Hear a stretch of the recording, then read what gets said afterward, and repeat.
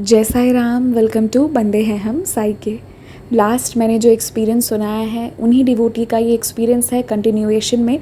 पर वो एक्सपीरियंस छोटा सा था, लेकिन मैं मानती हूँ बहुत लोगों को लगेगा छोटा है और ठीक है, डेली लाइफ एक्सपीरियंस है, पर वो बहुत प्यारी साई लीला थी, इसलिए मैंने उसे अलग से रखा था। तो उनका ये वाला एक्सपीरियंस अब जो है मैं इसमें सुनाती हूँ।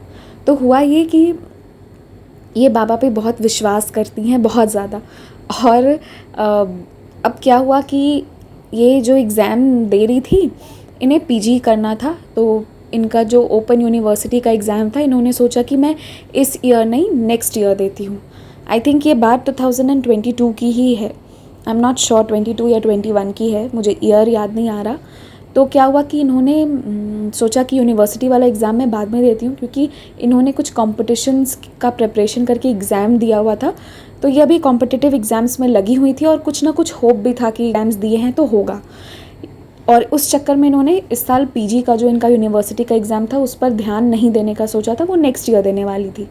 लेकिन हुआ ये कि अभी पीजी का जब एग्ज़ाम का ऑलमोस्ट 1 वीक बाकी था, अप्रैल में इनका होने वाला था, जब ये वापस आ गई, इन्हें पता चला ये सारा सब कुछ। तो उसी वक्त क्या हुआ कि इनका लास्ट जो इन्होंने कॉम्पिटिटिव एग्ज़ाम्स दिए थे वो इनका क्वालिफाई नहीं हो पाया। And now she was like ये क्या हो गया। इधर वो नहीं निकला, इधर मैंने पीजी का प्रिपरेशन किया नहीं, क्योंकि वो रुकना नहीं चाहती थी, वो हमेशा आगे बढ़ते रहना चाहती थी। एंड हम सबको होना चाहिए, है ना, स्टक नहीं होना चाहिए, एक पॉइंट पे आगे बढ़ना चाहिए। तो क्या हुआ कि अब इन्हें लगा कि अब क्या होगा, एग्ज़ाम मेरा वो वाला तो कॉम्पिटिटिव एग्ज़ाम क्वालिफाई हुआ नहीं, पीजी का एग्ज़ाम 1 हफ़्ते बाद है, असाइनमेंट्स इसके कुछ नहीं बने हुए हैं, ये होगा तो होगा क्या। तो एग्जैक्टली जब 7 दिन बाकी था, पहले और दूसरे दिन इन्होंने कुछ नहीं किया। देखिए ये कितनी बड़ी बात है। इन्होंने विश्वास से बाबा से कहा, देखो बाबा मैं करने जा रही हूँ, तुम बस मेरा हेल्प कर देना। पता है, जब हम अपनी तरफ से रेडी होते हैं कि हम करेंगे बाबा, तो फिर चाहे आपके पास समय 1 दिन का हो या 1 घंटे का हो, बाबा मदद करते हैं। पहले और दूसरे दिन इन्होंने सारे असाइनमेंट बैठकर कंप्लीट किए। फिर तीसरे दिन से लेकर 7 दिनों तक इन्होंने अपने पेपर 1 फिर पेपर 2 ऐसे कर करके हर पेपर का जैसे इनको जितना समय मिल पाया उसमें ये उतना पढ़ती गई और एक एक करके एग्ज़ाम बाबा के नाम पे हिम्मत से देती गई। ठीक है, अभी पढ़ा और दिया। और वहाँ पे इनके साथ ये होती थी कि ये जब भी जाती थी तो कभी बोर्ड पे, कभी होर्डिंग्स पे, कभी कहीं पर बाबा दिख जाते या कभी बाबा का नाम दिख जाता। और ऐसे करते करते इस तरीके से मतलब बाबा इन्हें ये कहीं ना कहीं दिखते रहते थे, तो एक इन्हें वो भी एहसास रहता था, एक मॉरल सपोर्ट बाबा देते थे इस तरीके से कि देख तू जहाँ जा रही है मैं वहाँ पहले से ही हूँ, इसलिए डर मत। तो एक बाबा भी मॉरल सपोर्ट देते थे, प्लस इनका विश्वास अंदर से बहुत स्ट्रॉन्ग है। I must say, I must complement.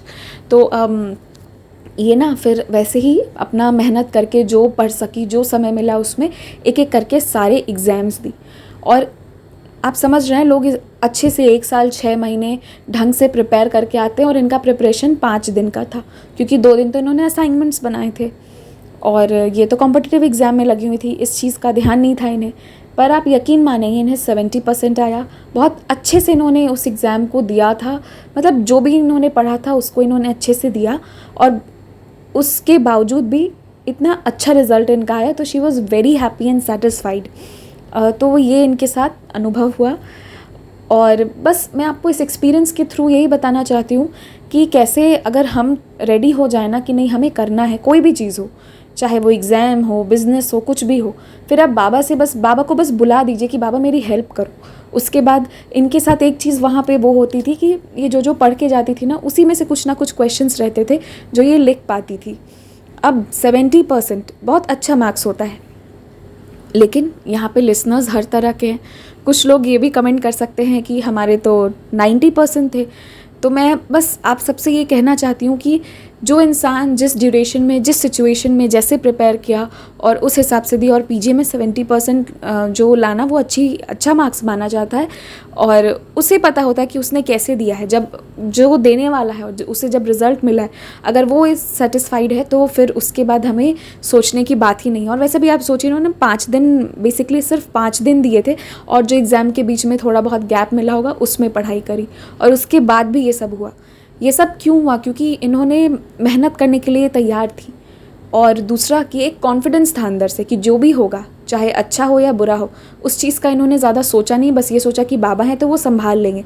इन्होंने कुछ सोचने के बजाय सिर्फ बाबा को बुलाया कि बाबा तुम मुझे हेल्प करना, और इसलिए बाबा इन्हें यहाँ पर हेल्प करते चले गए। तो कभी कभी ना लाइफ में आप ऐसे जगह पे पहुँच जाओगे, आपको समझ ही नहीं आएगा, ये करूँ कि वो, आगे कुआं पीछे खाई, और बीच में भी खड़े रहे तो धीरे धीरे ये ज़मीन भी फट जानी है, इसके अंदर भी गिर जाना है। तो हमें कहीं तो जाना है, लेफ़्ट राइट कहाँ जाए कुछ समझ नहीं आता है। तो बस कोई भी एक जगह आगे बढ़ जाइए, बाबा को कहिए बाबा आगे संभाल लेना तुम, बस ये कह के आगे बढ़िए। अभी ये कोशिश कर रही हैं, अभी ये अपने करियर को और अच्छा करने की कोशिश कर रही हैं। तो बस मैं बाबा से यही विश करूँ कि ये जो चाहती हैं, जितना चाहती हैं उससे ज़्यादा देना बाबा इन्हें, क्योंकि ये बहुत विश्वास करती हैं तुम पर। यही मैं बाबा से कहूँगी, और आप सबसे भी कहूँगी, बी स्ट्रॉन्ग, बी मोटिवेटेड। अभी पता है एक डिवोटी हैं, वो बहुत अच्छी हैं, पर वो एक दिन कह रही थी कि मैं ना जो बिज़नेस करती हूँ तो मुझे कभी कभी लगता है आजकल इतना कंपटीशन है, इतने सारे लोग हैं, तो हमारा क्या होगा। पर पता है क्या, ये सब मत सोचिए, ये सब मत सोचिए। हमारा कंपटीशन हमसे ही है कि हम लास्ट डे अगर हमने 10 लोगों को सेल किया है तो आज हम 11 होने चाहिए, 10 से कम नहीं जाना चाहिए, ये चीज़ होना चाहिए। हमारे कॉम्पिटिटर हम ही होने चाहिए, कोई और नहीं। और वैसे भी अगर बहुत सारे फूड स्टॉल्स की कमी है तो शौकीन लोगों की भी तो कमी नहीं है, कोई यहाँ कोई वहाँ, कभी यहाँ कभी वहाँ, बहुत चीज़ें चलती रहती है। प्रे बाबा, जेन्युइनली प्रेयर्स में बहुत पावर्स होती हैं। प्रे कीजिए और अपना काम अच्छे से कीजिए और खुश रहिए। सबसे ज़रूरी चीज़, हम ये जो भी चीज़ें करते हैं ना, फॉर पीस एंड हैप्पीनेस करते हैं, तो वो रहिए, बाबा को भी अच्छा लगेगा। जय साई राम। जय साई राम। अगर आप भी अपने एक्सपीरियंसेस हमारे साथ शेयर करना चाहते हैं तो हमारे व्हाट्सएप नंबर जो आपकी स्क्रीन पर भी मेंशन्ड है 6206008273 पर भेज सकते हैं। कृपया इस नंबर पर कॉल ना करें, कॉल पिक नहीं किया जा सकता है, लेकिन आप अपने एक्सपीरियंसेस हमें लिखकर ऑडियो या वीडियो के फॉर्म में भेज सकते हैं। आप चाहें तो हमसे इंस्टाग्राम पर भी जुड़ सकते हैं। इंस्टाग्राम का पेज आपकी स्क्रीन पर शो कर दिया जाएगा। और अगर आपका मन हो तो आप ईमेल आईडी के थ्रू भी हमसे कांटेक्ट कर सकते हैं। हमारी ईमेल आईडी है bandeheham@gmail.com। एंड प्लीज़ ध्यान दीजिएगा कि इसकी स्पेलिंग पर, सही स्पेलिंग पर मेल भेजिएगा। बहुत सारे लोगों की ये शिकायत होती है कि उन्होंने हमें मेल किया पर वो जा नहीं रहा है, तो स्पेलिंग पर ध्यान दीजिएगा। बंदे BANDE, बंदे हैं HAIN हैं, हम HAAM हम, साई के SAIKA @gmail.com। आपकी स्क्रीन पर ईमेल दिया गया है। I request all of you कि please correct email ID type कीजिएगा तो आप हम तक पहुंच पाएंगे। जय साई राम।